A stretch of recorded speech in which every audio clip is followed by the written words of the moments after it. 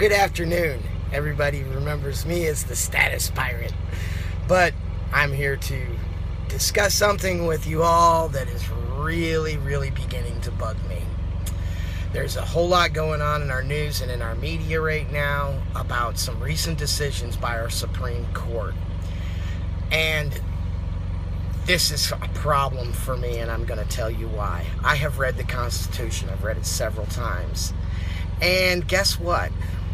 No matter which side of the issue you fall on, the Supreme Court had no authority to make such a law, judgment, or decision. And here's why.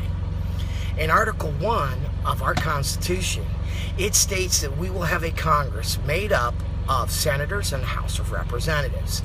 And these, to pass any new law, it requires a 2/3 vote in both sides of the House.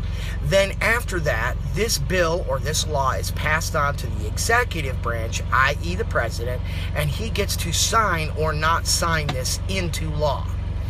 Now, I know this is going to bore some of you, and it's really going to make some of you mad, but I'm going to tell you what, no matter which side of the issue you're on, you should really be furious with our Supreme Court. The Supreme Court is a member of our judicial branch of the government. The Supreme Court actually, according to our Constitution, is not supposed to be something that is even in attendance full-time. It's only when there are certain precedents or certain things that are set up that they are even needed. They're not even supposed to receive a full-time income on this. Did you know that? It's in the Constitution. Read it. It's part of Article 3 of the Constitution. Article 2 deals with the executive branch. Article 1 deals with the legislative branch. And Article 3 deals with the judicial branch. Okay, so now that I've bored you with all of that stuff, when the Supreme Court made a decision basing or changing a law or making a new law, they were out of their realm or their scope of authority. The only group that has the authority to make any law in the United States is the Congress. And they must ratify this law by 2/3, like I said, in both the House of Representatives and in the Senate. Then it's passed to the president, who signs it into law. The president has no authority to sign anything into law that has not passed by 2/3 majority in the Senate and the House of Representatives. Ever, under any circumstances. He has no authority to make any type of executive order except during the time of war, and that executive order is only to be held up long enough for Congress to have a right to vote on it. If they do not pass it, the executive order is removed.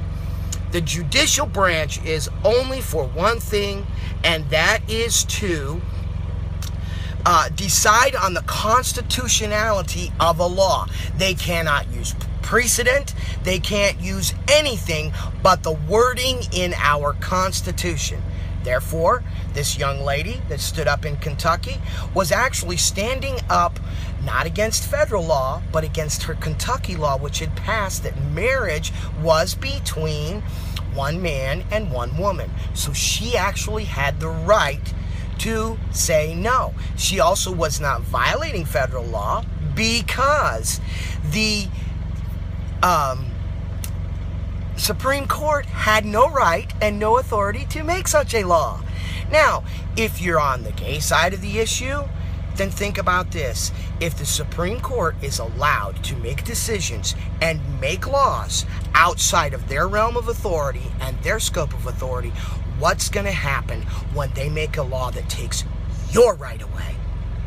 What happens to you and everybody that's all mad at this woman in Kentucky who was actually standing up on the Kentucky Constitution, which states' rights are supposed to exist and states have the authority to make laws that are not based on federal laws? Did you know that?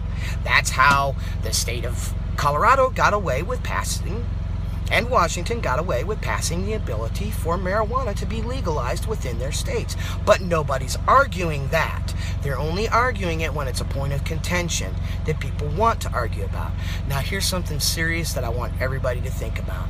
We're all sitting around arguing about this gay marriage when our government is passing an act for Iran to have nuclear arms, and nobody's saying anything about it because we're all worried about Black Lives Matter, we're all worried about cops killing people, and we're all worried about the Gay Marriage Act. These are all smoke screens to get you to think about the wrong thing, and that's that our government is taking more authority than what they were ever given in the Constitution.